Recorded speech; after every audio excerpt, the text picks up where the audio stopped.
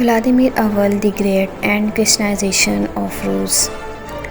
Vladimir سواتوسلاویچ عظیم، جسے Saint Vladimir بھی کہا جاتا ہے، کیف کا عظیم شہزادہ تھا، جس نے 987 میں عیسائیت اختیار کی تھی، اور عام طور پر اس شخص کو ہی عیسائیت کے لیے سب سے زیادہ ذمہ دار قرار دیا جاتا ہے۔ اس نے بازنطینی شہنشاہ باسلدوم کی بیٹی اینا کے ساتھ شادی کے اتحاد کی شرط کے طور پر عیسائیت اختیار کی۔ اس کے بعد اس نے کیف اور نووگورود کو آرتھوڈاکس چرچ میں تبدیل کرنے کا حکم دیا اور دوسرے عقائد کی تباہی شروع کر دی۔ مورخین کے مطابق 988 کو روس میں عیسائیت اپنانے کا سال منایا جاتا ہے۔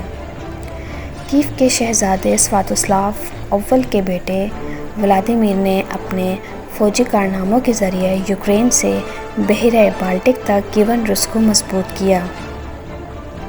اپنے ابتدائی دور حکومت میں وہ ایک پرجوش کافر عقیدت مند رہا اور خود کو سلاوی نورس دیوتاؤں کے لیے وقف کیا اور متعدد مندروں کو قائم کیا۔